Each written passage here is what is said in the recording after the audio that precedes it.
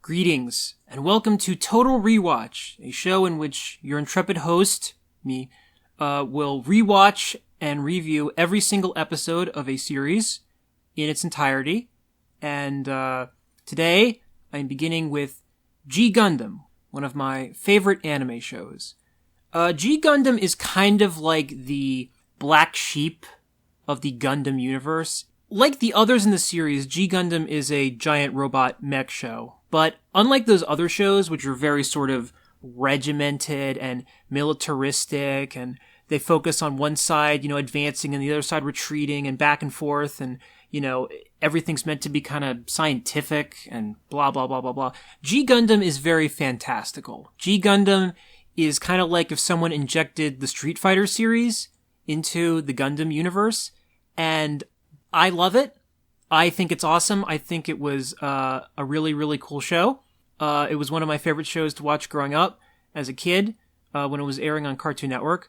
But there are a lot of Gundam fans who don't like G Gundam because it's a little too different for them. They look at it and they go, yeah, get this out of here. This is not what we came here for when we signed up to watch the Gundam show.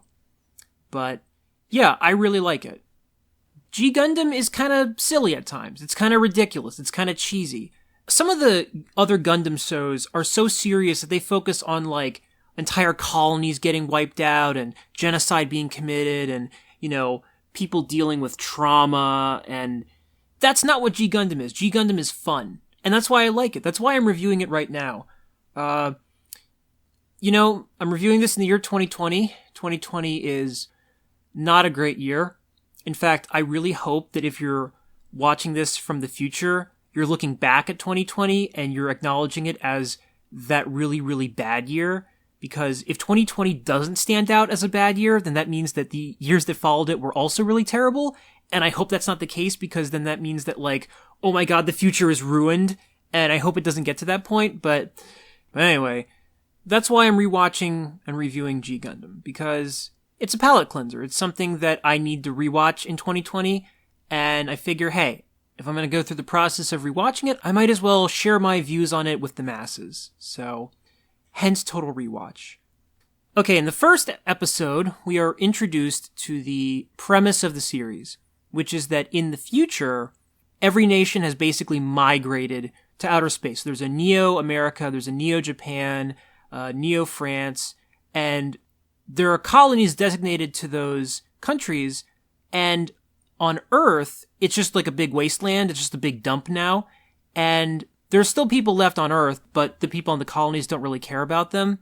And the way that the nations have decided to determine who controls all the colonies, like who maintains power, they establish something called the Gundam Fight, which is each nation builds a giant robot, or a Gundam, and they send them to Earth, and then each of the Gundams fight each other. The Gundams have pilots, obviously.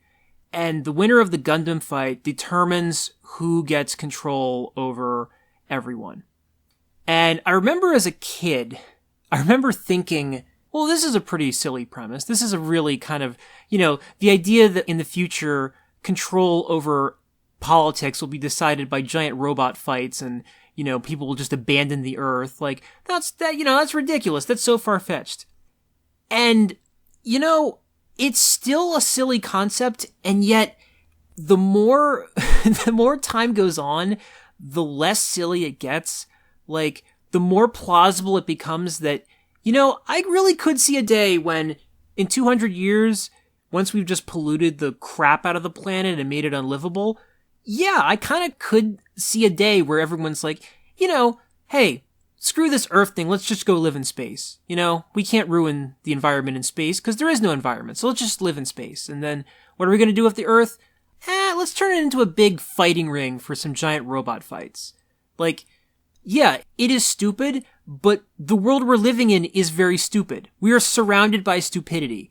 And so, this really out there concept actually kind of feels a little bit more plausible than how it felt as a kid, which is kind of surprising in a way. And a little depressing. But anyway, in the first episode, our hero, Domon, who is the fighter for Neo Japan and who pilots the Shining Gundam, we kind of don't see that much of him, or Rain Mikamura, who is his sidekick assistant. The first episode actually focuses more on this detective guy who has lived in this city where this episode is taking place his whole life, and he spends the whole episode kind of regaling us with what the Gundam fight has done to the planet and how, like, it's ravaged everything, and how the people who are still on Earth are just living in squalor, and how, like, he hates all Gundam fighters. And it's kind of an interesting thing. It's an interesting way to, like, begin the show by kind of making the main characters just sort of like people who come in later. One other thing that was interesting about, like, that detective guy is that in the English dub, he is voiced by the same person who voices Master Asia, who comes in, like, 10 episodes later. And so, like, it's just funny listening to someone who has, like, the exact same voice as someone else who comes in, like, you know, later on in the series.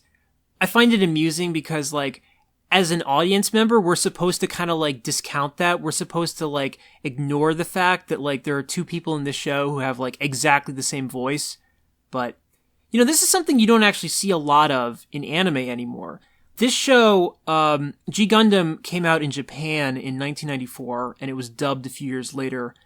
And back in the 90s, dubbing companies didn't have, like, this giant roster of talent to pull from.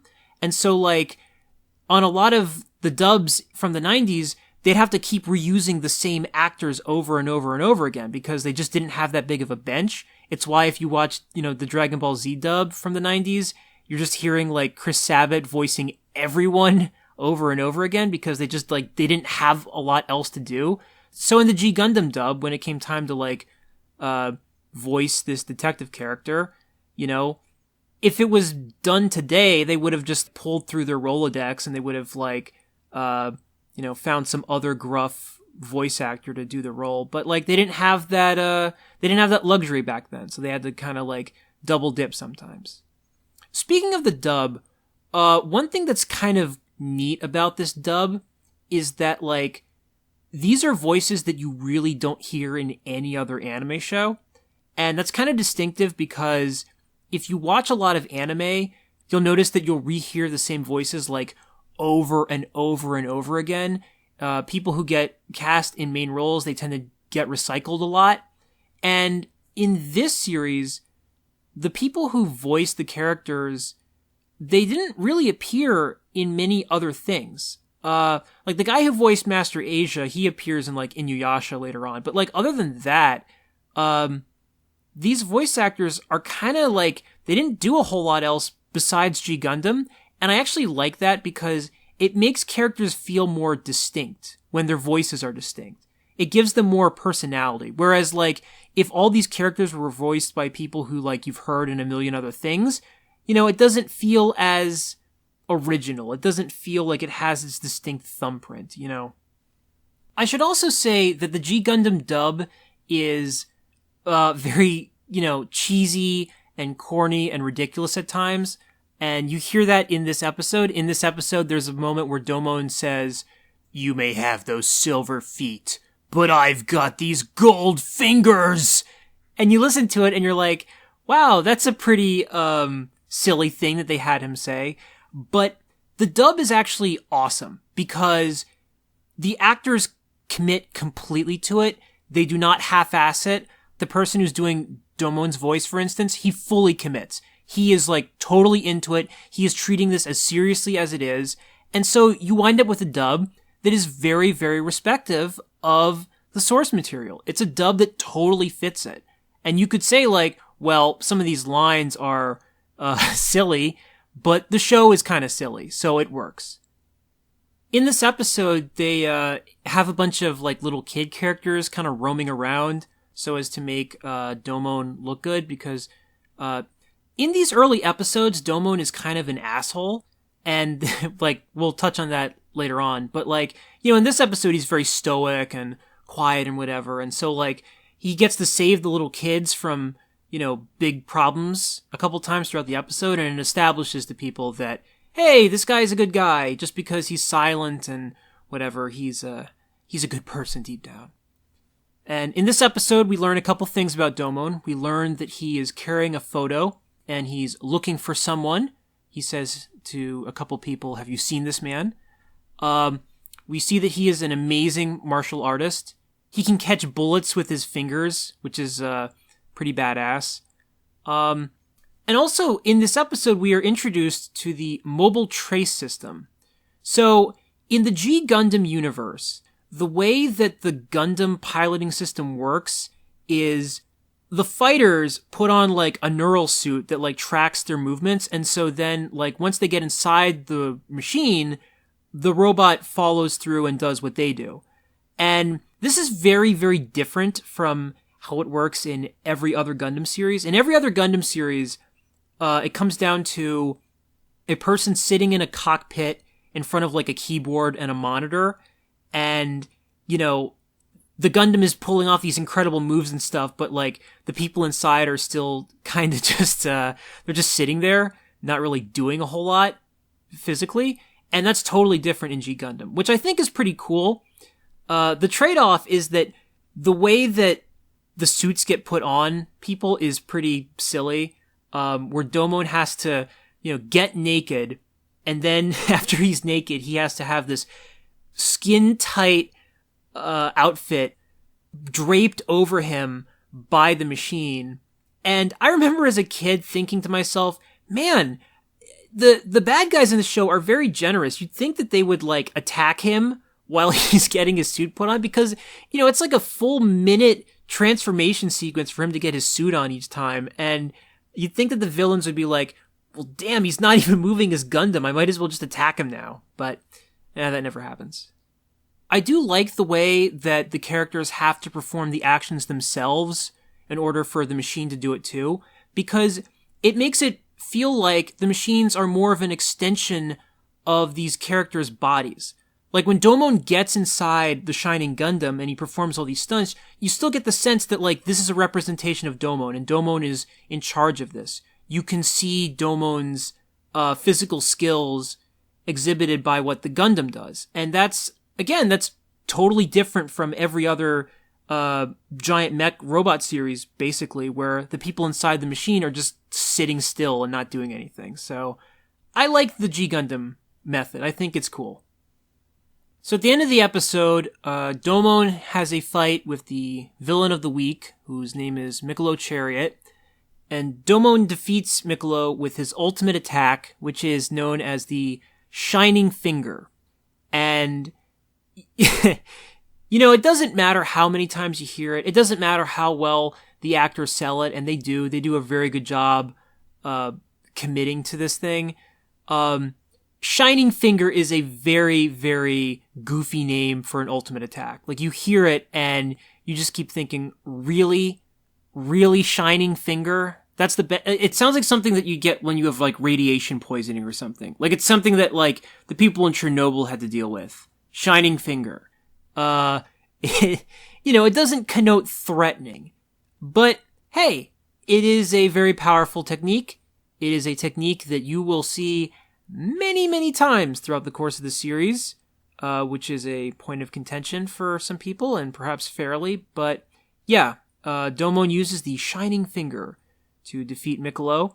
And, I love that, once he defeats Mikkolo, he asks him, "Do you know what Article 2 of the rule book is?" And then he proceeds to, like, go through the very long definition of what the hell is in the rule book for the Gundam fight. And in the rule book, if your mech's head is destroyed, you are immediately disqualified from the entire tournament, which seems like a very, very unreasonable rule.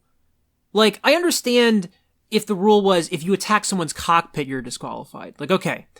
But the idea that if you knock off someone's head, they're not even lightly penalized, they're just kicked out of the entire tournament for good, that seems really, really unreasonable, considering that these are giant robot fights. These heads theoretically can just come off like nothing. So that's a very harsh rule, but as you will see throughout the series, it's a rule that basically doesn't get implemented that much at all.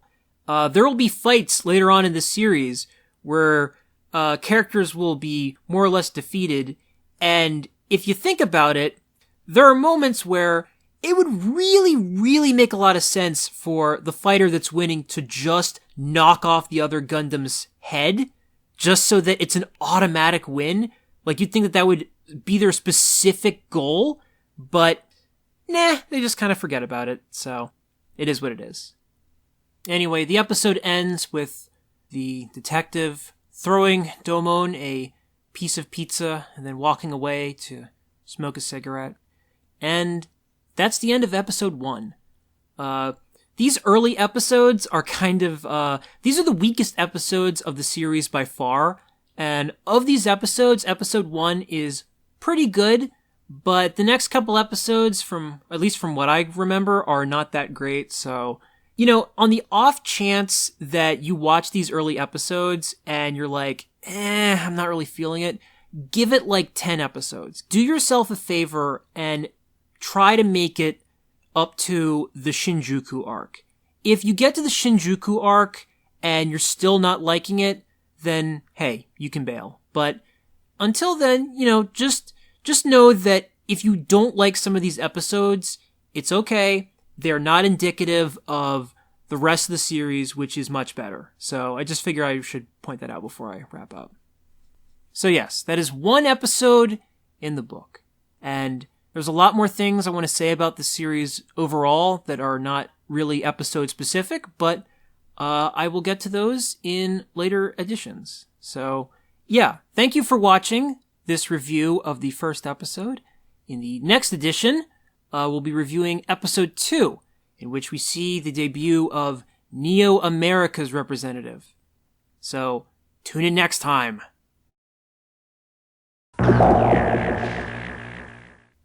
Now we're on to episode 2, Roar of the Winning Punch.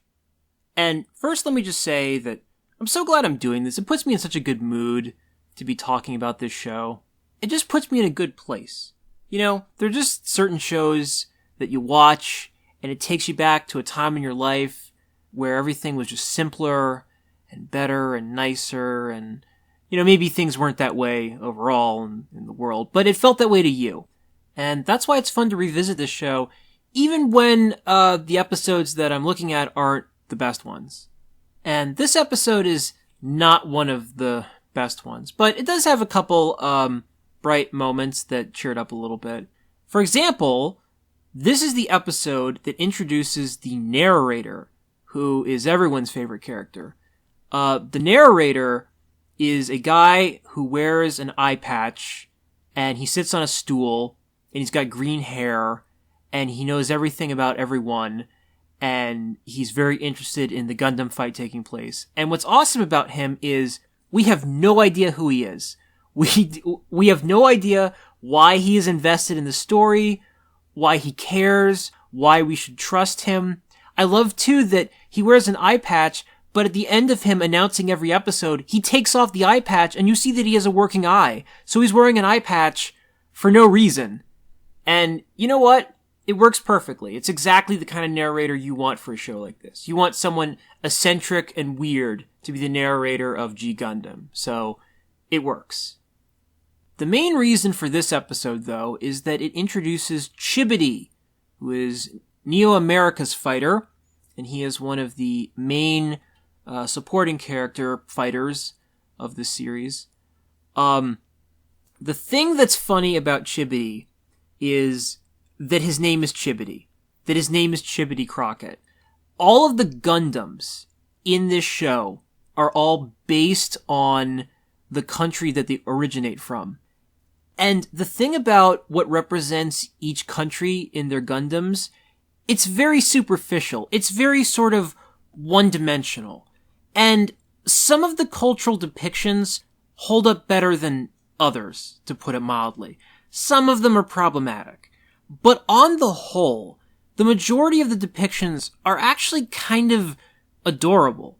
Because what you're seeing is what someone thinks should represent each country from the mind of someone who, like, didn't have the internet for most of their life and who mostly thinks of other countries from what they were exposed to on TV.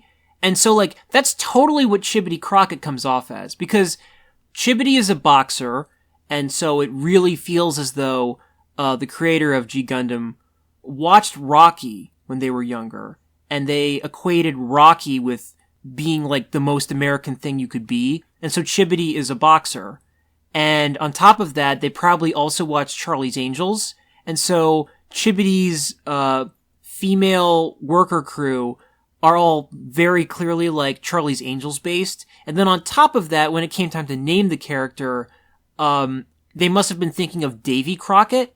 And so they probably thought, okay, we'll name him Chibity Crockett. That'll be my twist on him. So yes, we've got, a mixture of Rocky, Charlie's Angels, and Davy Crockett. This is the single most American caricature I can come up with. And you look at Chibity Crockett now, and it's funny because he doesn't exactly connote America. If you drew up this character and you asked a bunch of people on the street in New York, where do you think this character is from? People would probably say Mars or the moon. But, in a way it's actually flattering because, if someone were to make a mock caricature of what an average American looks like in the year 2020, they would not look as good and as composed as Chibity. They'd probably look like some big grotesque monster, some big fat white Tetsuo blob that's just consuming everything in its flesh as it ruins the planet. I mean, G Gundam already has kind of an environmentalist angle to it, which you'll see later on. I can't imagine how strong the angle would be if it was made today when America is just doing everything it can to, eradicate the environment. But, enough about that. So, Domon is kind of out of control in this episode. He decides that he needs to have a Gundam fight with Chibity. And in order to go about doing this, he knocks out the boxer that Chibity was supposed to face in a match, and then he fights Chibity in his place, and then while he's fighting, he demands a Gundam fight. And all of this is very weird because it doesn't make sense why he needs to have a fight with him. And if it was so important for him to have a fight, why he couldn't just do it after Chibity's fight? Like, why did he have to do this very weird thing of interrupting Chibity's boxing match just to challenge him? Like, he could have waited. He could have waited an hour, and then Chibity probably would have done it. Chibity probably would have been, like, totally interested in doing it. So, Domon went to all these bizarre lengths to, like, extort him into fighting him, and it feels very unnecessary.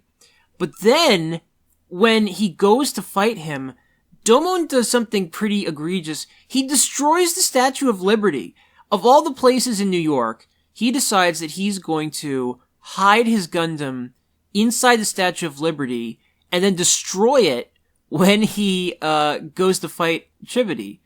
And you'd think that Chibity would have been like, oh my god, what the hell have you done? This is like the only thing in New York that hasn't been completely destroyed from the Gundam fight, and now you've ruined it. Like, what the hell is wrong with you? But he seems pretty cool with it, so, the show just moves on. Domon winds up defeating Chibity, but he doesn't finish him off. He decides, you know what, Chibity, there's something about you that I like. There's something about you that makes me want to keep you around for the entire series. And then the show ends with a crowd of New Yorkers cheering Chibity even though he lost, which is very unrealistic. In real life, they would have all been booing him and throwing tomatoes at him and stuff, but it's the future. Some other notes. I love that in the beginning of the episode, Domon takes out the photo of the mysterious guy that he wants to meet, and he says, all I dream of is defeating this guy. Like, I love that in his internal monologue, he doesn't actually call the guy by his name. He refers to him as that guy, because the show needs to keep it a little bit of a mystery who the hell this person is for a few episodes, so I thought that was cute. Another thing Domon said that I found interesting was at the end of the episode, when he recites another article in the Gundam Fight rules to Chibity, he tells us that so long as a fighter wants to continue fighting, and so long as they're able to fight, they can advance to the next round of the tournament. And I found that curious because when you think about it, it really doesn't make sense for any of these fighters to ever engage in a Gundam fight in these entry rounds. Like, there's really no benefit to fighting. Like, the only thing that can happen is you lose badly enough that it compromises your ability to get to the next round. So, and I get that, the show would be really uninteresting if no one fought each other in these early episodes. But still, it's funny to think about the fact that if one of these fighters just decided to never accept a Gundam fight and to just go straight to the next round without ever fighting anyone, they could totally do that if they want. So, seems like a pretty big loophole in the Gundam Fight regulation book, but what do I know? And now on to episode 3, Beat the Dragon Gundam. So when I was a kid and I would watch cartoons, I would always have to have a favorite character. It wasn't even that a character would just organically be my favorite. For some reason, I felt the need to assign one of the characters the role of being my favorite so that I'd have one more thing to root for when I watched the show. And for whatever reason, I never picked the main character. It always had to be someone on the side who was almost as good as them, but not getting as much attention as them. And I guess that made me, sympathize with them or something. So when I watched Dragon Ball Z, my favorite character was Piccolo. And when I watched Yu Yu Hakusho, my favorite character was Hiei. And when I watched G Gundam, my favorite character was Sai Saishi. And this is the episode that introduces Sai Saishi, who is the Gundam fighter for Neo China. And when I say that Sai Saishi was my favorite character, I'm sure a lot of you who have seen G Gundam are groaning because I know that he's kind of annoying to a lot of people, or very annoying, but I remember really liking him as a kid, and I think a lot of it had to do with the fact that he was a kid. There was a person in this show who was around my age who was piloting a giant robot along with these other adults, and it made me think, hey, this is cool. I can see myself as this kid. I can see myself as this other young person. And I think it helps that even though Sai Saishi is apparently 16 years old, he acts like he's 10, so you never really get the sense that he's a young adult as much as you do that he's a child. And it goes to show that there's a reason why movies stick little kid characters in the middle of action movies when they probably shouldn't be there. There's a reason why a little kid is hanging around with Indiana Jones in the Temple of Doom. It's because kid empowerment totally works when you're young. It taps into your dumb kid lizard brain and it makes you go, oh my god, there's someone on screen who's my age and he's hanging out with all these adults and he's just as good as them. He's keeping up with them even though he's young, and that could be me. I could be the one fighting the giant robot on screen right now. This is awesome! And it isn't until you become an adult, when you start identifying with people and characters who are older, that when there's a kid on screen, it becomes annoying. Because you're not that character anymore. You're not the little kid. You don't need to see a little kid hanging around anymore. Especially when it feels like they're only there because the producers need them to be there, and not because the plot actually demands it. And so, I get why to some people, Sai Saishi checks off all those boxes. Especially because he is very different from the other Gundam fighters that are in Domon's, friend group. He is way more talkative, he is way more loud, and yet, I don't know, I've always kind of had a soft spot in my heart for characters that are kind of weird and different and who stand out from everyone else. And so even if all of his quirks come off as hyper irritating to some people, I still find myself liking this character, even as an adult. So, also when I was a kid, I think the other reason why I like Sai Saishi is that he's a cook, and there was a very brief period in my life when I was interested in maybe becoming a chef one day, and so seeing someone who is around my age in a show like this who is also interested in cooking was, inspiring or something to me. I don't know. I guess the moral of the story is, if you're writing a story or if you're creating a show, give characters hobbies, give characters weird interests, because if you do, there will be people out there who will relate to them, and then they will remember it. And then they will credit that character as being something of a building block for their interests later on. Although it wasn't the case for me because I never became a chef. But, you know.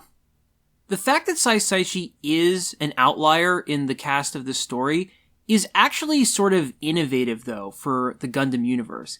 In almost every other Gundam series, the protagonist is a child. It's usually a kid who found the Gundam by accident, and usually the kid is some sort of technological super nerd, and so they get inside the Gundam, and even though they're like 10, they immediately know how to pilot it, and not only are they good at it, they're better than anyone, and so it's them that's facing off against the evil villain that wants to destroy the world.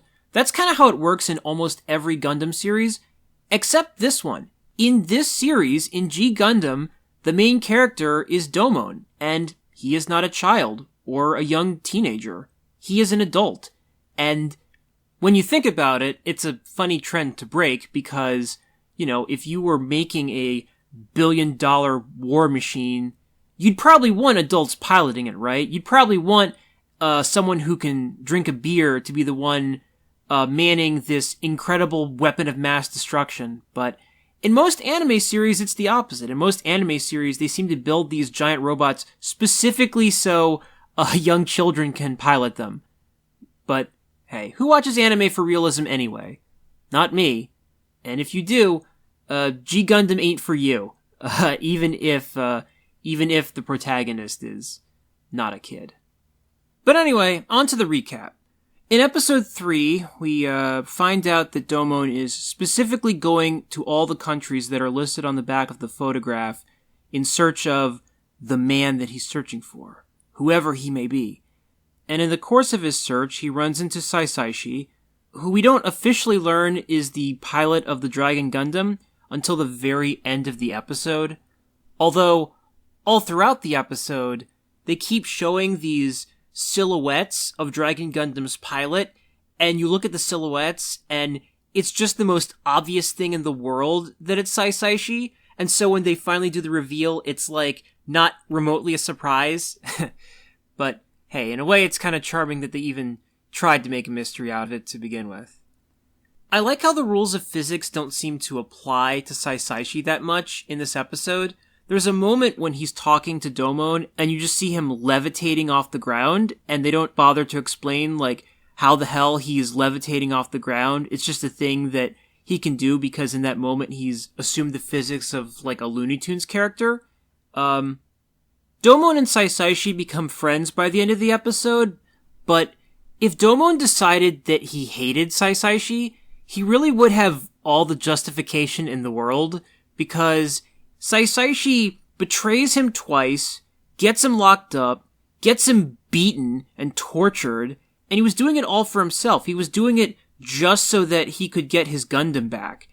But Domon forgives him because, hey, Domon loves fighting people, and he and Saisaishi get to have a fight at the end of the episode. And it's a slightly better fight than the Chibity fight.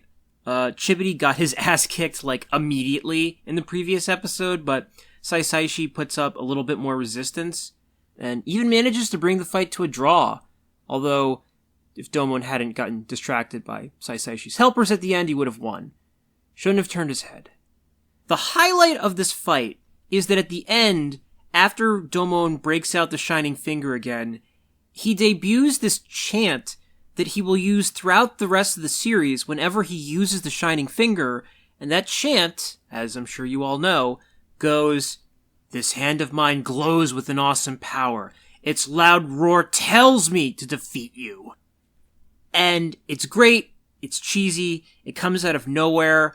I like to think that Domon just kind of made it up on the spot, and later in the day he was thinking back on it and he was like, you know what, that sounds pretty badass what I said. I think I'm going to say that again, over and over, as many times as possible. And he does, and it never gets old because there's no reason for him to say it. There's no reason why he should say some variation of this every single time. He just does. And you know what?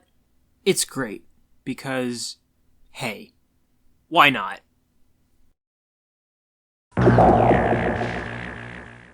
Episode 4, Challenge, the Red Rose Knight. So the show's introductory tour of the other Gundam fighters who Domon will befriend continues as we meet George Desand, who is the representative for Neo France and who pilots the Gundam Rose, which looks a lot like something that Napoleon would wear, and it's probably not a coincidence. The neat thing about this show is that you get to see all these various different designs for Gundams. Like, you will be hard-pressed to find another mech show that has this type of variety. And, to be sure, some of the designs are very, ridiculous looking. But a lot of them are actually very creative. And what's cool about Gundams like this is that, as extravagant as it looks, it's still functional. Like, it's not just that these are giant robots. They're giant robots that have a ton of technical detail put into them. There is no part of these mechs that aren't accounted for. Like, you know where the thrusters are, where the exhaust ports are, where the bullets fire from, where the sword comes from. And so, this Gundam fires these funnel-like remote weapons called Rose Bits. And those bits don't just come from nowhere. They come from inside its shield. Like, its shield isn't just for show. It has a real purpose. And that's awesome. It's really cool that the people who designed these robots did everything they could to make its schematic believable, even if the theme of the robot is kinda out there. One thing we see from George is that he's able to pilot the Gundam by standing on top of it. This is something we'll see from a few characters throughout the show. That if you're physically on your Gundam, you can still kinda like make it move and stuff, which looks cool at first, except it doesn't seem very practical. Like in the beginning of this episode, George is ready to fight someone while he's standing on his Gundam, and it seems like a really easy way to get killed. It seems like it would take very little effort to fall off the Gundam and plummet to your death, but I suppose there are worse ways to go. Domon is really obnoxious in this episode. Like, from the very beginning. He starts off by interrupting George's fight, then he eliminates the other fighter, and he does this just to challenge George to a fight. We later see him throwing a bottle through a monitor in anger, and then towards the end of the show, there's this girl named Miss Marie Louise who wants George to rescue her, so that she knows that George really cares about her, and she proposes that Domon pretend to kidnap her to lure out George, and Domon not only goes along with it, he locks Rain in a bathroom so that she doesn't interfere with his plan, and he doesn't even apologize for it. He just locks her away, and, thankfully Domon gets nicer as the series goes on, but in the beginning he's not the most likable character. And the thing that's funny is that supposedly the whole reason that he's going to all these countries is to search for the guy in the photo, but he doesn't even ask George if he knows who the guy is. So he does all this to challenge him to a fight, but then he forgets to do the whole thing that is the reason he's there in the first place. Speaking of which, this episode drops a couple hints about who the guy Domon is searching for and why the hell Domon is so interested in finding him. We learn that there is something going on with his father. There's some sort of situation. They show Domon's father chilling with a bunch of flowers, and it makes you wonder, what is his situation? What is going on that has driven Domon to go on this search? So George and Domon fight at the end of the episode, and George poses much more of a challenge than either Saisaishi or Chibity gave him. Like, Domon legitimately struggles to get anywhere against him, and it's entirely possible that if the Eiffel Tower hadn't started to fall on Miss Marie Louise, and if George hadn't gone to try to stop the tower from falling, Domon maybe could have lost. Although it's, hard to imagine considering that Domon has the incredible Shining Finger, which is, unstoppable in these early episodes. The fact that the Eiffel Tower comes into play, actually makes an impact in the story is wonderful because this marks the third time in the first 4 episodes that an historic landmark gets smashed in the course of one of these fights. I neglected to mention that in the first episode, you get to see the Roman Colosseum get destroyed a little bit. And then in the second episode, you see the Statue of Liberty get blown to smithereens. In the third episode, there was tremendous restraint on the part of the writers. You see the Great Wall of China, and you'd think that they would have destroyed that too, but they hold off. But in the fourth episode, with the Eiffel Tower looming in the background of almost every shot, they just couldn't help themselves. They had to have the Eiffel Tower collapse on itself. Which is great, because if you're going to have giant robot fights take place in all these major areas, you want there to be lots of collateral damage. You want to see major landmarks get destroyed in the process. It's like how there's this director named Roland Emmerich, who was the director of the first Independence Day movie, and throughout his career, almost all of the movies that he made were disaster movies that involved giant historical landmarks getting wiped out by some kind of disaster. So he would depict, like, the Statue of Liberty getting destroyed, and the White House getting destroyed, and Christ the Redeemer getting blown away. And I bring this all up because that's what G Gundam is. G Gundam is the anime equivalent of a Roland Emmerich film. And a lot of Roland Emmerich films aren't the deepest films. A lot of them aren't ones that you're going to see with a high Rotten Tomatoes score. But you know what? A lot of them are entertaining. Independence Day is a very flawed movie, and it's also fun as hell to sit through. And that's what G Gundam is. G Gundam is the Independence Day of anime. For better or worse. Episode 5. Great Escape, a captive Gundam fighter. So this is the last of these introductory episodes where we meet another rival Gundam fighter, and this time it's Argo Golski, who is the fighter for Neo-Russia, and who is also a prisoner.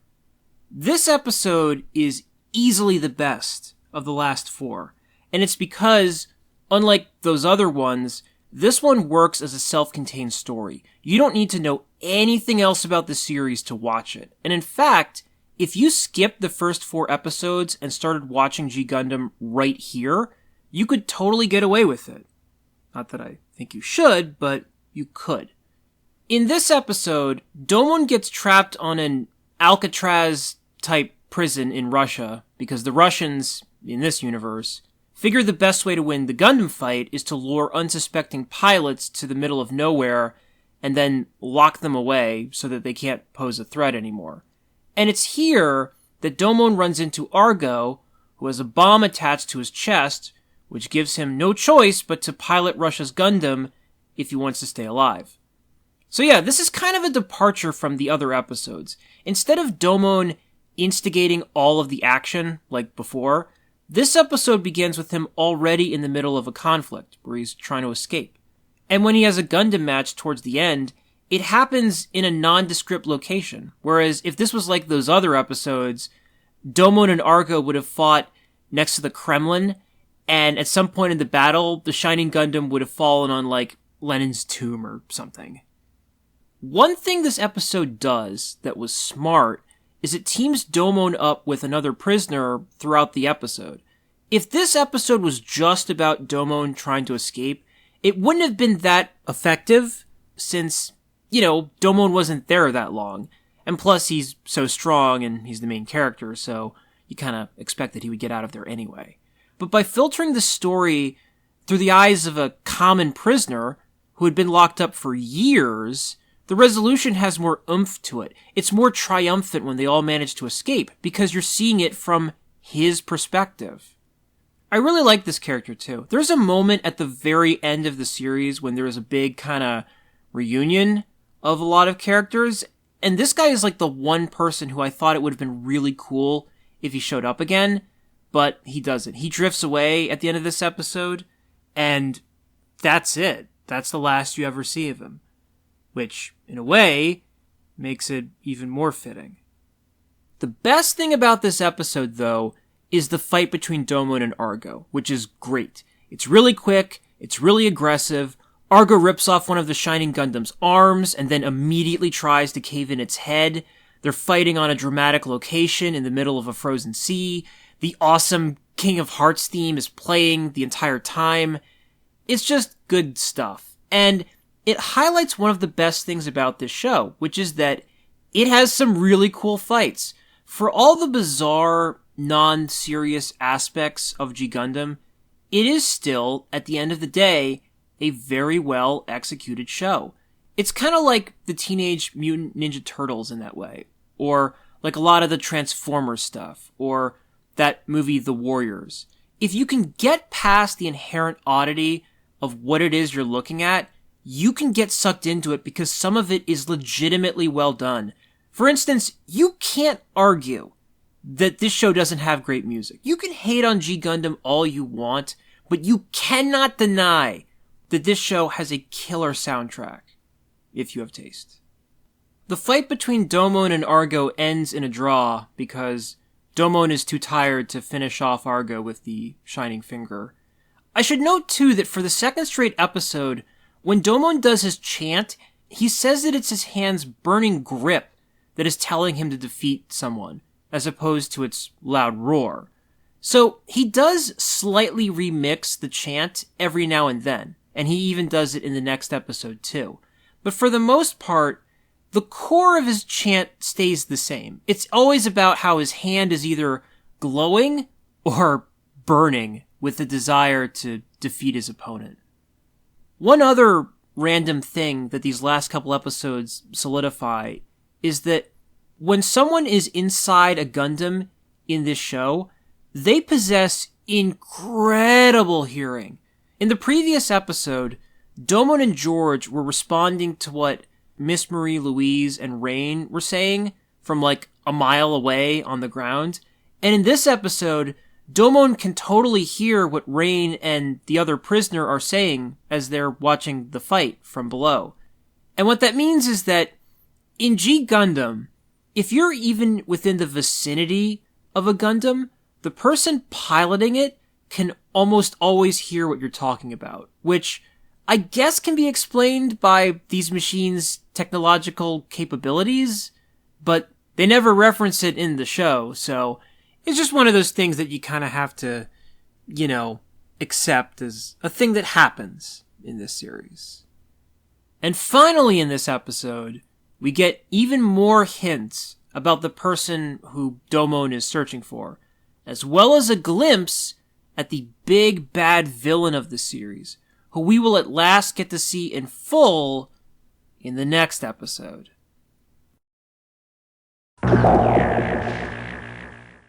Episode 6, Fight Domon, Earth is the Ring. So this is a big episode. Big. We meet a slew of major characters. We find out why Domon is piloting the Shining Gundam. We find out what happened to his dad. We find out what the crest on his hand means. We hear about the Shuffle Alliance for the first time, and Master Asia for the first time. We learn that Rain was childhood friends with Domon. We learn that the guy in the photograph is his brother, Kyoji, who is partly responsible for their mom's death. And perhaps most importantly, it's in this episode that we first see the primary antagonist bot of this series, the Dark Gundam / Devil Gundam. Here's the thing with that. The English dub for this series was pretty faithful when it came to translating dialogue. When you hear someone say something weird in the dub, it's usually because they said the same thing in the sub.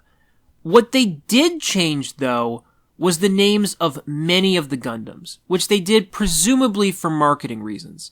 So, in the original Japanese version, this machine that Kyoji steals is called the Devil Gundam, but in the English dub, it's called the Dark Gundam. As far as name changes go, going from Devil Gundam to Dark Gundam is kind of a lateral move. The only difference is that there's less of a religious connotation going on. But in my opinion, this change actually kind of works. It actually makes sense when later in the series, you see the Gundam that it's paired against. Like, once the name of that Gundam is revealed, I think you can appreciate why this change was made, even if you don't agree with the decision to make this change. I, as a student of the dub, will be referring to this as the Dark Gundam in these videos. But if you want to call it the Devil Gundam instead, go for it. The one thing I know for certain about the Dark Gundam is that it does look evil as hell. It's not just that it's super powerful, it's that it's so enormous that you can barely even fit it on screen. There's like a Cloverfield monster aspect to it where you almost never get that great a look at it. You're always kind of wondering, like, how big is this thing? Plus, it's got this jack-in-the-box zombie ant stalk looking spine thing where its upper body is disconnected from the rest of it, and it just looks unnatural. Like, if you watch enough of these Gundam series, after a while, you get accustomed to seeing robots that are bipeds, that look sleek and humanoid and, mobile. And so, when a Gundam comes along that looks like a mutated turtle the size of like 20 Gundams, it really stands out. It's also established in this episode that the Dark Gundam not only has the ability to self-recover, it has the ability to self-evolve. It's like a living creature that keeps getting stronger. And so on top of everything else about it, it's very difficult to destroy. The existence of the Dark Gundam reveals what the real stakes of this show are. The Gundam fight, as it turns out, isn't that important. It doesn't really matter which colony controls all of space. What matters is that the Dark Gundam is on Earth, and it has the potential to wreak havoc on it. And so Domon entered the Gundam fight so that he would have the freedom to search for it and his brother in a way that he otherwise wouldn't. This episode also does a lot to make Domon more sympathetic. In the episodes leading up to this, he's been very cocky and aggressive and impatient, but in this episode, he's passive. You see a different side of him. You see how much he loved his family and how devastating it was to lose them all. There's a really crushing moment in this episode where Domon thinks he's having this lovely, heartwarming reunion with his family, and then the camera pans away, and when it returns to where he's sitting, you see that it's all a lie. You see that all of his loved ones are gone, and that the family home is in ruins, and that all of this is just an experiment. It's all just a big con that he's been subjected to by the higher-ups to see if he's still worthy of being their Gundam fighter. Now, admittedly, that aspect of this episode is hard to sort out at times. The majority of what Domon experiences in this episode is fake. It's a simulation. But the nature of that fakeness is a little confusing because it's not like Domon is interacting with projections. In the beginning, it's established that Domon has been drugged.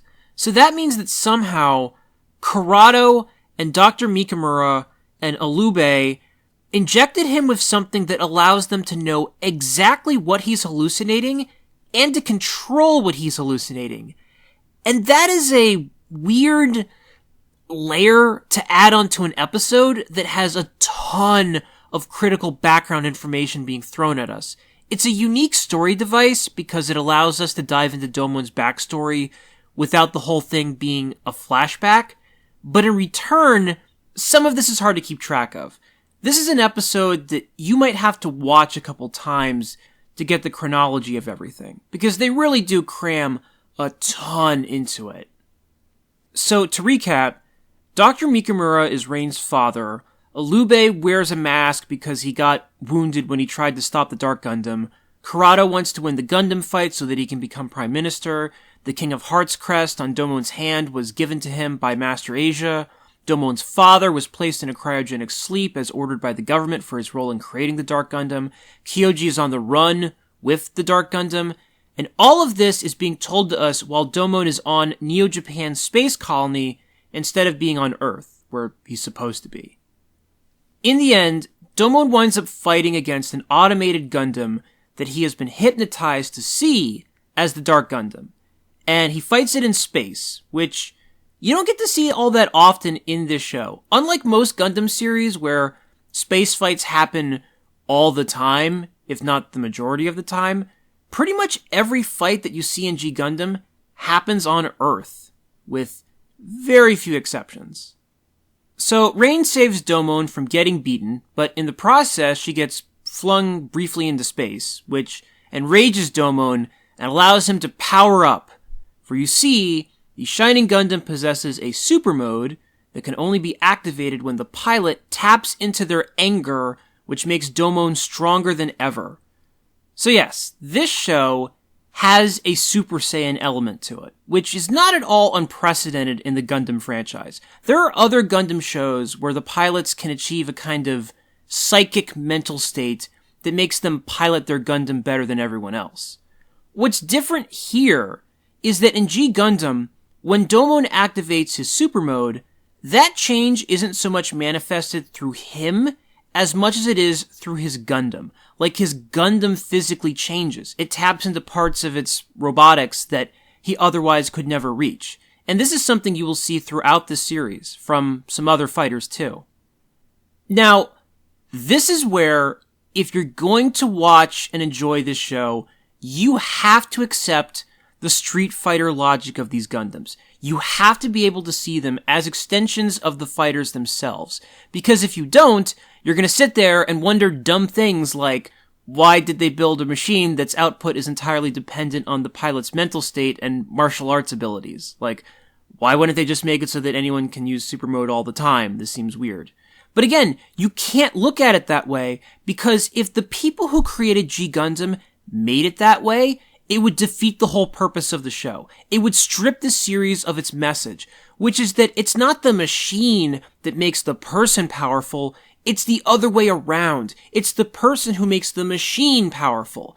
And when Domon wins his fights, it's not because his Gundam is technologically better than theirs, it's because he, as a fighter, as a martial artist, is better than the other Gundam fighters. That's the difference. And that is why I love this series. I love the humanity in it. I'm not interested in watching robots for the sake of watching robots. I need the people inside them to not just be interesting too, but to be more interesting. And for all the quirks and goofiness that come with this show, there is perhaps no other giant robot series with a power structure that puts this much emphasis on who is inside the machines than G Gundam. And that is awesome. Alright, I'll just get down from my soapbox. Alright. So yeah, Domon defeats the fake Dark Gundam with a new attack brought on by his super mode, the Shining Finger Sword. And before he uses it, he adds to the end of his usual chant, "Take this, my love, my anger, and all of my sorrow," which is a sentence that you could only get away with in this show. And before he even does that, he waves around the Shining Gundam's laser sword, and you actually see, in the show, it say G Gundam on the sword like it does in the opening credits. It is a bizarre, fourth wall breaking moment for seemingly no reason. It'd be like if you were watching Dragon Ball Z and Goku launched the Kamehameha, and on the Kamehameha it said DBZ. It doesn't make sense. It doesn't seem necessary at all, but hey, as I've said before, why not? And in the end, Domon and Rain reconvene. They agree to go back down to Earth and to continue their quest to find Kyoji and the Dark Gundam. And yeah, that wraps up this episode. It's one of the best of the series so far. It's unquestionably the most important one so far. And it will continue to hold that mantle for at least a few more episodes. But fortunately, we won't have to wait too much longer to see the Dark Gundam again. And when we do, it'll be for real this time.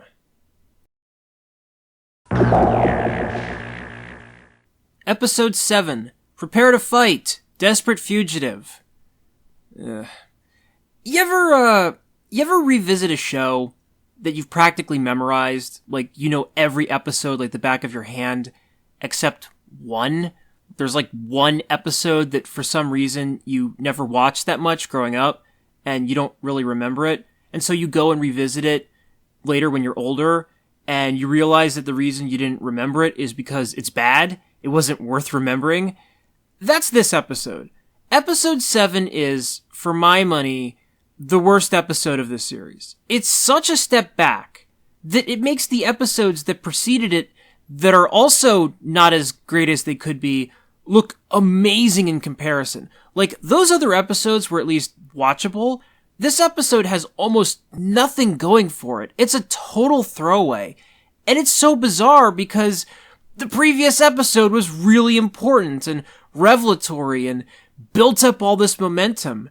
And yet the show follows it up with an episode that is as forgettable as it gets.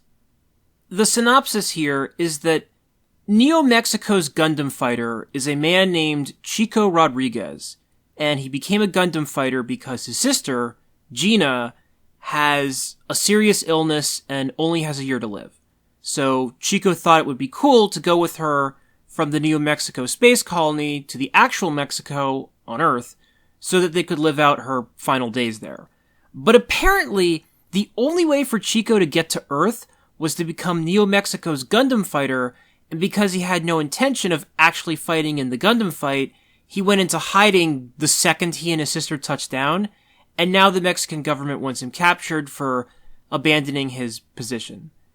It's a wonky premise. I think it would have worked better if Chico actually had intended to participate in the Gundam fight and only found out about Gina's illness after he had entered the tournament. That way his actions wouldn't feel quite as drastic. But instead, it's the other way around.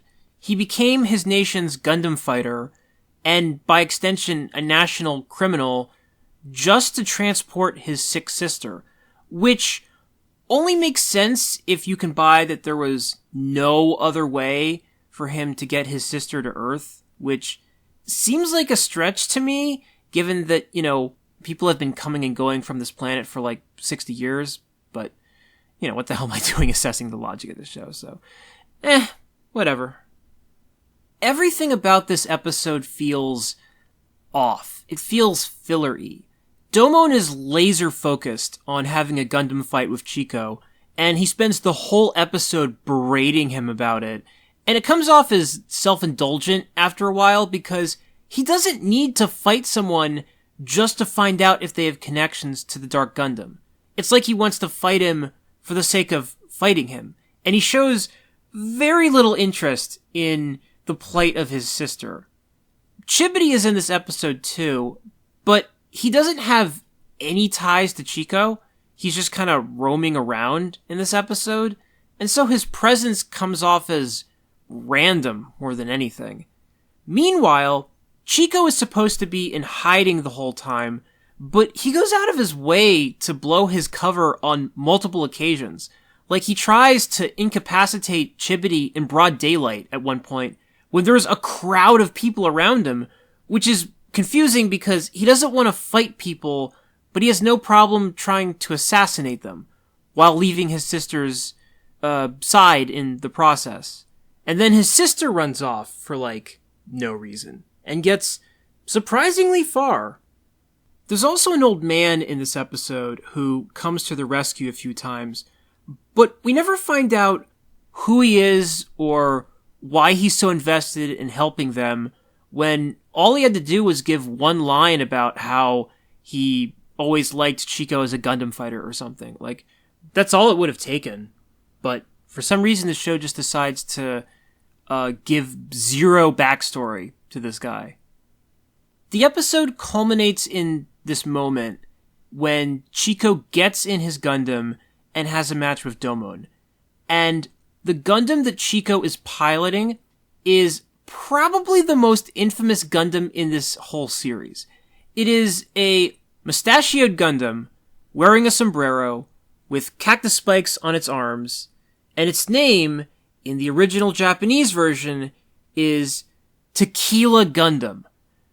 Now, I believe, and this is just me, I believe that to the extent that there are racial offenses in this show via some of these designs, I believe that they are so goofy, they're so over the top, that you can actually giggle at them, at the absurdity of them, while still acknowledging that yes, some of these unquestionably do not hold up to the standards of today. You can get away with some generic national stereotyping sometimes if it's innocuous and if the target is big enough. Like, let's say you were asked to design a Gundam for Neo Ireland, which is not represented in the show, by the way. And let's say you came up with Shamrock Gundam, a green Gundam that shoots 3-leaf clovers at its enemies. That would be basic and lazy, but it would also be fairly innocent. There's nothing there that's inherently derogatory towards the people of Ireland. But if you kept stacking stereotypes on top of it, if you made it so that Shamrock Gundam also has a potato rocket launcher and wears a leprechaun hat and had a finishing move in which it fired a rainbow out of its hands, at that point, yes, it would be offensive. It would lose all credibility at that point. And that's what's going on with this Gundam. The fact that it's called Tequila Gundam is what really pushes it over the line. And this is another instance where the English dub changing the names of some of these Gundams actually pays off, because in the dub, this machine is instead called Spike Gundam, which is safe and fine, and it makes more sense anyway since it has spikes on it, whereas there is nothing about this Gundam that has anything to do with tequila. So, it's slightly less cringy. There's a big build-up to Domon's fight with Chico, and the fight between them effectively lasts, and I counted, 5 seconds. It takes 5 seconds for Domon to chop off Tequila/Spike Gundam's hands, which is amazingly anticlimactic. Domon's pre-fight transformation sequence in the Shining Gundam lasts like 20 times longer than the actual fight. So, we don't even get a good battle out of all this. And ultimately, Domon pretends to kill Chico in the Gundam, but then it turns out that he's still alive, even though Chico wasn't in on it, and because the Mexican officials now believe that he's dead, that puts Chico and his sister in the clear, essentially. Although, one can't help but wonder why he didn't just fake his death from the very beginning, and then he wouldn't have had to go through all this, but, The irony is, the only part of this episode that's really good, or just good, is the last 30 seconds. In the closing moments, we see Chico and Gina on a boat, and Chico says that he was reborn when his Gundam sank to the bottom of the water. And Gina indirectly states that maybe she should be buried here when she dies. And the last shot of this episode is of the remains of their Gundam, which is symbolic because they always wanted to see the life that was in this ocean, and yet it was this cold piece of machinery that's now lying at the bottom of the ocean that actually renewed their life. It's interesting. In this moment, you can see the potential of this episode and how it could have worked. The concept wasn't the problem, it's the execution. It's that not enough of this was fleshed out, and so many parts of it just seem very kind of disjointed. But, just because something flops doesn't mean the idea of it didn't have merit. Sometimes. So, yeah, that's episode 7. These early episodes really are a roller coaster. Like, it starts off kind of low, and then it gets better with the Argo episode, and then gets even better with the Dark Gundam episode, and then, it just immediately plummets again. But, it's only uphill from here. Like, this is actually a good kind of scale episode, in the sense that if you could power through this episode, if you could make it through, the Tequila Gundam episode, then you really are in good shape, because it only gets better from here. And the next episode is much better. So, there's that to look forward to. Episode 8, An Old Grudge, Revenge of the Space Police. This is the episode where we find out that Argo Golsky was a space pirate, and that during one of his escapades, his ship accidentally crashed into a space station, which wound up killing the wife of a man named Andrew Graham. And we find out that Andrew Graham became the Gundam fighter for Neo Canada, and that the only reason he entered the tournament was so that he could kill Argo for what he did. So, this is another morbid episode. I forgot how serious these slate of episodes are. Like, in the 6th one, it's all about Domon's mom dying, and the next one is about someone's sister who's dying, and this one is about a man's wife who's dead, and the specter of death only continues in the next episode, too. It's almost like the people who were making G Gundam felt self-conscious about how different the show was from the other Gundam shows, which were nothing but serious, and so maybe they felt like, in order to establish the show's bona fides as a legitimate Gundam show, they had to make some of these episodes as serious as possible. Still, it's a big improvement over the last episode. A, because Andrew's actions and motives are much easier to understand, and B, because it's not nearly as gloomy and dour as the last one was. There's still some room for levity. For instance, the show goes back to its roots and has Domon and Andrew fight at the foot of Niagara Falls at the beginning of the episode, although they neglect to destroy it, which would have been a challenge. It's much harder logistically to destroy a giant waterfall than the Eiffel Tower. There's also a fantastic moment when Domon walks up to Argo and Natasha, and just for the fun of it, he blows up all the barrels that are around them and starts a huge fire, and when he walks through the flames, he goes, "I just wanted to surprise you a little. Guess I overdid it." Like, it's great. I love that the show had Natasha's ship land on a runway, and the only thing on the runway is a line of barrels, just so that Domon can light them on fire before having a casual conversation with them. It's...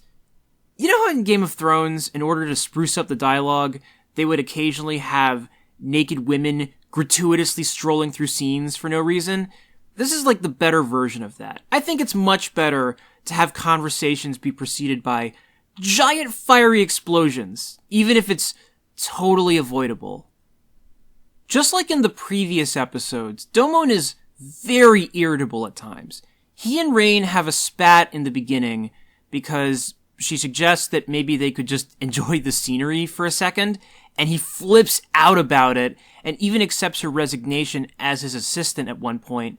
But by the end of the episode, when Rain's life is in danger, because she was stuck in Andrew's Gundam when it looked like it was about to fall, he pleads for Argo to not do anything that would harm her. He even offers his Shining Gundam's head just to save her.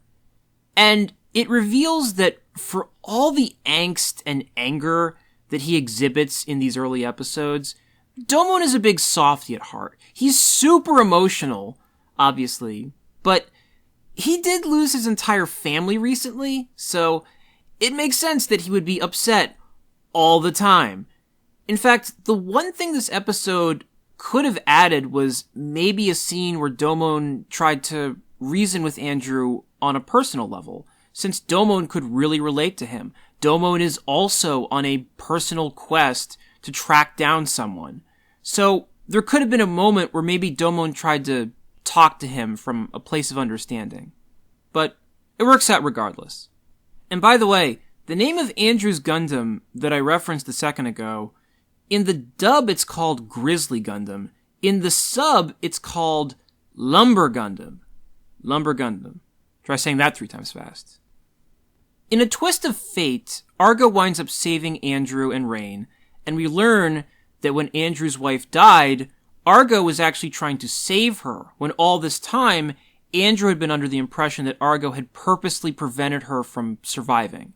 So, the show sets up the feud between Argo and Andrew the right way. Argo didn't intentionally do anything wrong, but he's still responsible for her death because if he hadn't been pulling space crimes, whatever those are, the accident never would have happened and Andrew's wife would still be alive.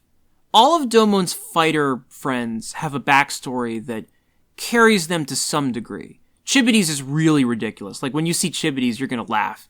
And of those four, Argo definitely has the most consistent storyline going. And we will see Andrew Graham several more times throughout this series as he tries to get revenge on Argo. One last note before I move on to the next video. In this episode, we finally get a truncated version of Domon's neural suit transformation sequence. It's only about 10 seconds long this time. And after a while, that sequence will be shown less frequently. And from then on, you'll see Domon be inside his Gundam pretty much the moment he snaps his fingers. And even when you do see the sequence, it won't be the full minute version of it. A side aspect of that is that in these early episodes, the show goes out of its way to establish that in order for Domon to get in the Gundam when it's not near him, he has to be inside of the Gundam's core lander first.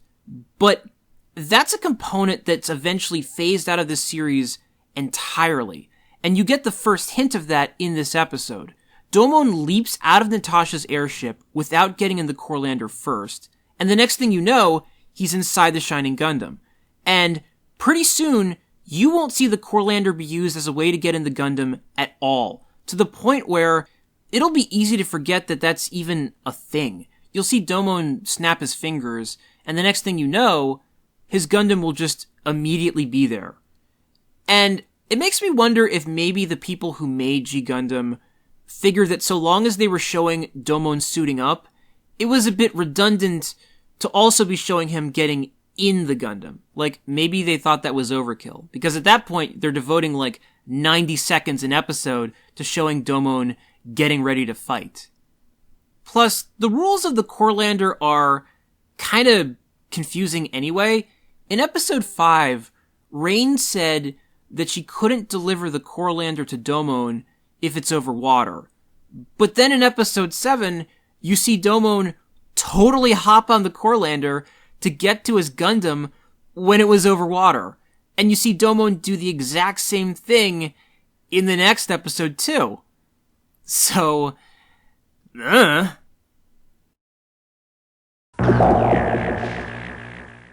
Episode 9. Powerful Enemy, Chapman's Heroic Challenge. So, this is another grim episode. In this one, we meet Gentle Chapman, who is one of the most revered Gundam fighters in history. He's actually won this tournament 3 times before. But, as it turns out, he's past his prime, his health is failing, he needs constant medication just to stay upright. He's not like he used to be, and so in order to compensate for that, he cheats. He breaks the rules and takes performance-enhancing drugs and does whatever it takes to keep winning his matches, because he never wants to stop fighting. He won't accept his career ending until it's taken from him. And this is something you see from people in real life all the time. Lots of people, when they get old, just cannot let go. They don't want to relax. They don't want to retire. They want to be straining themselves and pushing themselves until it literally kills them. And the moral of this episode is that that's not the way you should live your life. Like, Chapman has a wife who loves him and does everything for him and wants to go places with him, and he deprives himself of ever spending more time with her and really enjoying his life with her because in his mind, he's got to keep doing this thing that's torturing him. We even see him taking a handful of drug capsules inside his Gundam, which is incredibly sad imagery, especially for this show. And it's easier said than done. It's human nature to keep pursuing goals, even if they're less likely after a while. There's no shame in trying. But there's also no point in doing something like that if it's coming at the expense of your happiness. If it's something that you don't have to do, and if it's something that requires you straining yourself and harming yourself just to do it, maybe you shouldn't be doing it anymore. Maybe. Domon first runs into Chapman at a poker table, where they proceed to play a game of poker, and Domon shows that he has 3 aces in their exhibition, but he loses because Chapman, who is cheating even at this, has a full house.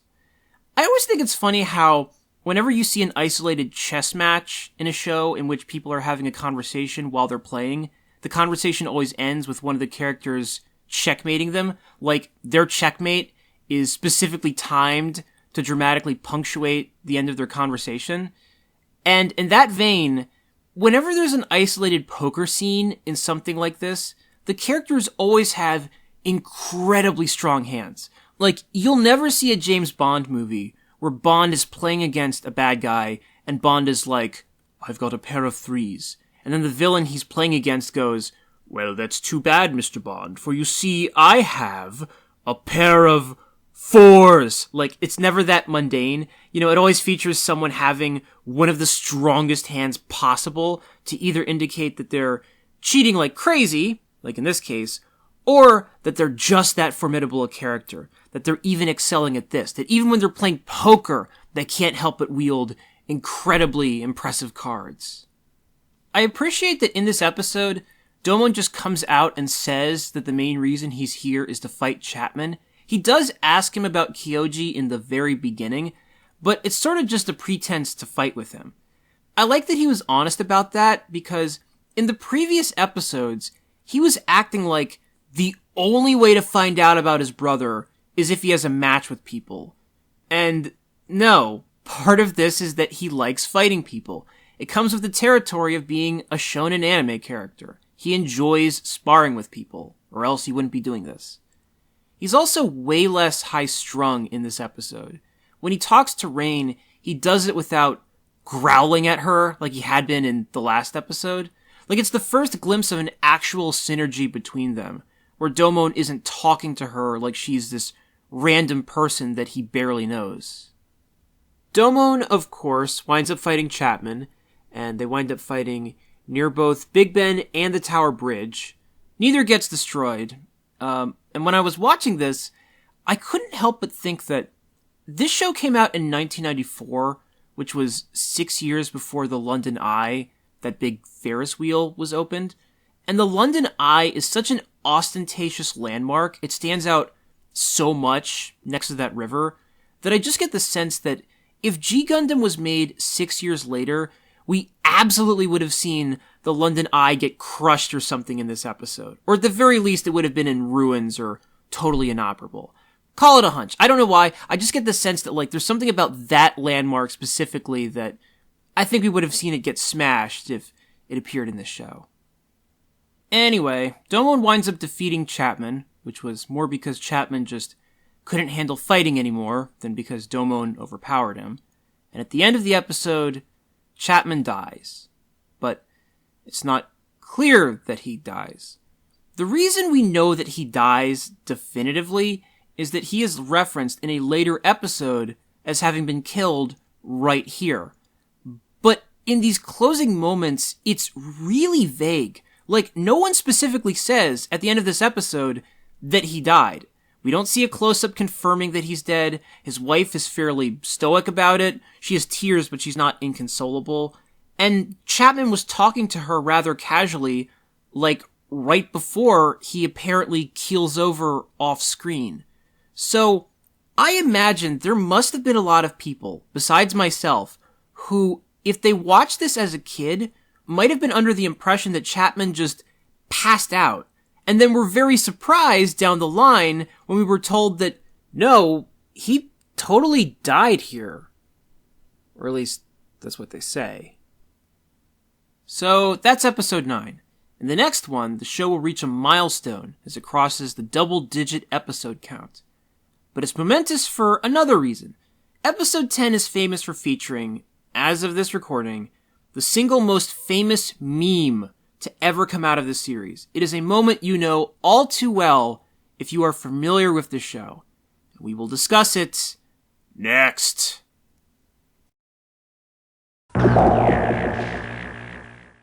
Episode 10. Terror of the Phantom Fighter. So this is a very Scooby-Doo-esque episode of G Gundam, where we see Saisaishi again, and we find that Saisaishi is being stalked by a mummy while he's in Egypt. But not just any mummy, a mummy Gundam fighter, a dead Gundam martial artist who has been resurrected and who now only wants to fight Saisaishi in his Gundam, which is called Mummy Gundam the Fourth, because Saisaishi's grandfather defeated and accidentally killed the mummy many years ago. I think this episode is a good barometer on where you'll stand on this series as a whole, because you're either going to look at this and think, hey, this is enjoyably wacky, or you're going to think, Mummy Gundam the Fourth, get out of here! This isn't believable enough! I need my giant robot shows to be grounded in reality and depressing. Bah!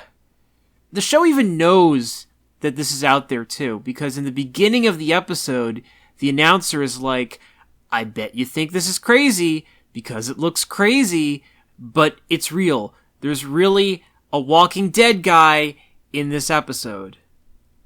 You know what's funny though, is that I can roll with pretty much anything. I've seen so much anime that I can accept almost any concept at face value. But the one thing that is still weird to me is when characters talk at the exact same time, in unison, in anime.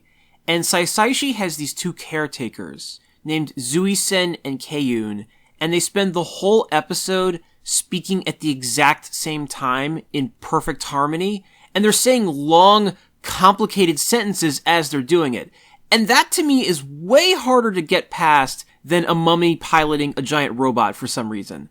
And there are other anime shows, such as My Hero Academia or One Piece, where some of the characters have powers, and I have no problem in those shows buying that they have powers, but there are moments in those shows where an entire room of people will spontaneously say the exact same thing at the exact same time. Like, they'll all be like, "It's good to see you, sir." And somehow that is unbelievable to me. And I think it's because it's not superpower related. It's just a thing that characters are able to just do naturally in anime shows sometimes. And for some reason, I've never gotten used to it. It is still weird to me hearing these guys talk as though they're sharing the same consciousness. Compared to that, a mummy rising from the grave and operating a Gundam is down to earth. Saisaishi spends the whole episode cowering from the mummy. If you don't like Saisaishi normally, I bet you really didn't like him in this episode. But he eventually overcomes his fear and vanquishes it. Except, the mummy and his Gundam refuse to die. It keeps coming back and regenerating. And it's here that Domon steps in, because Domon recognizes that this person has come into contact with the Dark Gundam. The reason that the mummy is moving around again is because the Dark Gundam has essentially corrupted him and turned him into a robot android. And Domon reveals this information in a excited, extravagant way before lapsing into super mode. And the sequence this produces is very memorable. In fact, it is this show's over 9,000 moment. This sequence is the most famous clip that came out of the G Gundam English dub. And rather than describe it, I'm just going to show it to you. Behold the dulcet tones of Mark Gatha. This ability to self-recover, allowing the deceased Dahal and his Gundam to keep on resurrecting. I'm positive this guy has acquired abilities of the Dark Gundam with the help of Kyoji! Ah, classic. So, yes, with the help of Kyoji is a line that has endured. It became a meme. And it's worth wondering, why did this moment, why did this clip become the one that everyone knows about? Because there are lots of cheesy lines in the show. Why is this particular one the one with the staying power? And I think it's because there's like a wind-up to it in both the English dub and the Japanese version, which share basically an identical script here. Domon is talking himself into it. He's slowly building up to getting mad, but he's not mad yet. He's still smiling. And when it comes time to say Kyoji's name, he screams it. And as he's doing it, all these electrical shocks start surging throughout his body. And so the whole thing feels very over the top and sudden because he went from gradually elevating his voice to just shrieking Kyoji's name. It is not a seamless transition, but it's a great one. And I'm sure that there are lots of people out there who first discovered this show through this meme. And then they were like, what the hell is this show about? And then they went and watched it, and maybe some of them even went and liked it. So, hey, all things considered, that's pretty cool. Alright, Domon defeats the mummy, whose real name is Dahal, by the way, but I've been very lazy, and I've just been calling him the mummy the whole time, with the Shining Finger sword, just as he did the last time he went into super mode. And then he grabs Dahal's body and crushes it so that it can no longer be used as a weapon. So, Domon, finally, in all his searching, comes upon someone who does indeed have a connection to the Dark Gundam. But because they're dead, he can't exactly glean that much from them.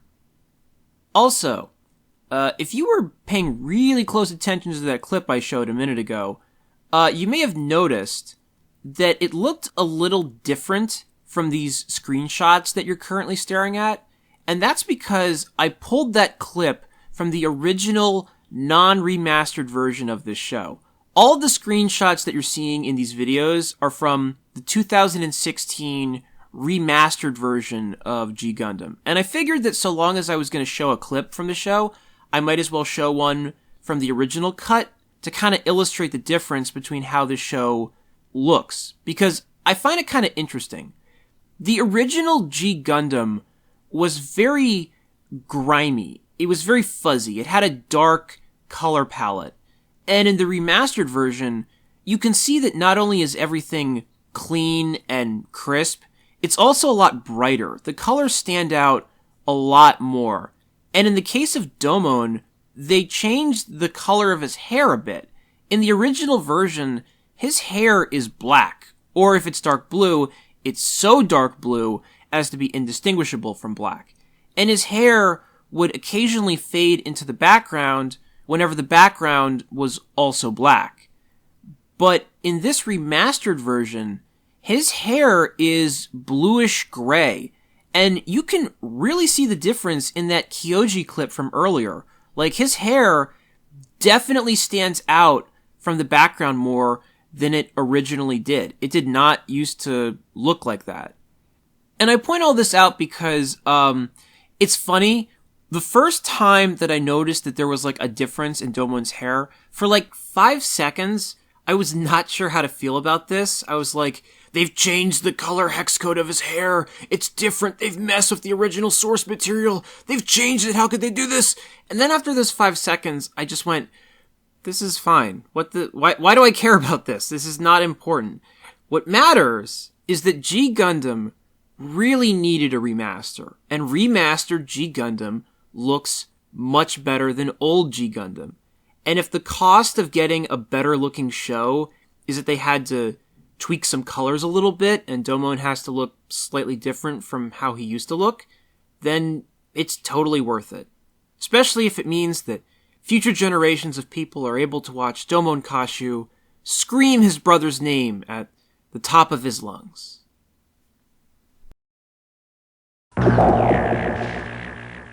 Episode 11, Reunion in the Falling Rain. Rain is the theme of this episode because it's raining the entire time, and because it focuses on Rain, the person. We finally get a Rain episode, and in it, she runs into her old love interest, Sate, while she and Domon are in Turkey. As it turns out, Sate was classmates with her while they were in college, and they were supposed to meet each other one day while it was raining, but Rain never made it and had not seen him again until now, because on that day, she had headed back to help Domon on his mission. And this had a profound effect on Sate, and led him to become his nation's Gundam fighter, where things have not turned out well for him. They never elaborate in the show on how serious Rain and Sate's relationship was, but it was serious enough that Sate still hangs on to an old photo of them together, and it's weird that Rain never contacted him, especially since she says towards the end of the episode that she loved him too. Like, you'd think that she would have, at the very least, sent him a heads up eventually. Like, if she really loved him, it's not that hard to communicate with people in this show. But, on the other hand, in fairness, this is not an inconsistency either. Rain, as we will see, very much makes all-in decisions, where when she commits to doing something, everything else kind of takes a back seat. And that's true, even if it does involve the love of her life. The big thing with this episode is that it introduces DG cells, which stand for Dark Gundam cells, or Devil Gundam cells, whichever you prefer. And what those are these metallic scales that appear on people's bodies whenever they come in contact with the Dark Gundam, or Devil Gundam. They infect people and turn them into willing, evil subjects of the Dark Gundam, whether they want to be or not. And as a kid, there was always something about the idea of technology taking over people and technology having a mind of its own that I found really creepy. Like, just the idea of Maximum Overdrive was scary to me, even though now I'd recognize it as a, cheesy film. But yeah, when Sait's arm is completely consumed by the DG cells and he gets in his Gundam, it causes all the wires in his machine to wrap around him and control him like a puppet, and he loses all sense of himself and he starts attacking everything in sight. And I remember finding this really unsettling as a kid. We're all so beholden to technology that if machines ever did decide to rebel, if our phones and TV and crap just decided to attack us one day, it's scary because what the hell would we do? They would control everything at that point. So, how much power would we have to put up a resistance?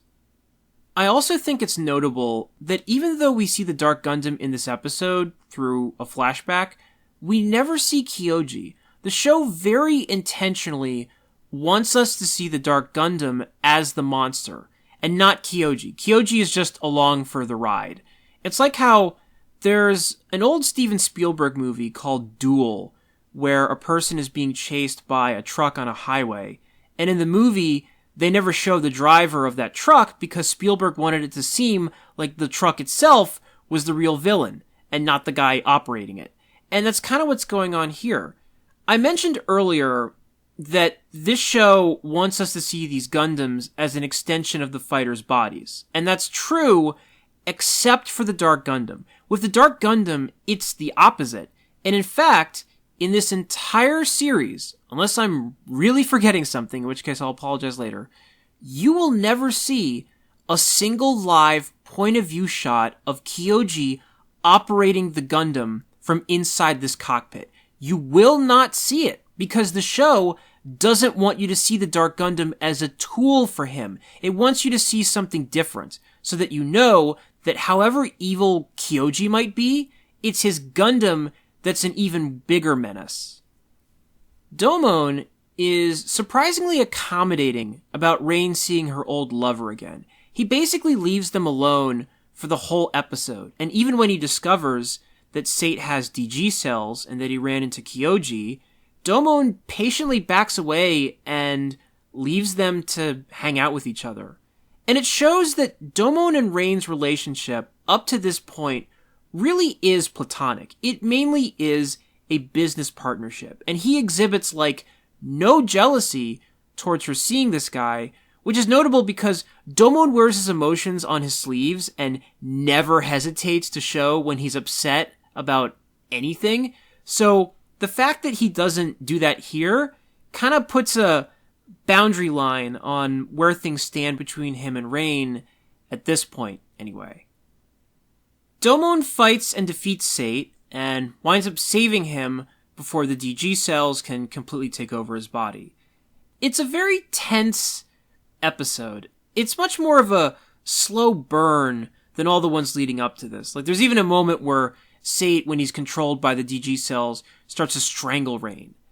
And it's not a bad episode, but if I'm being honest, I was happy to get past this one because the show, in my eyes, truly begins with the next episode.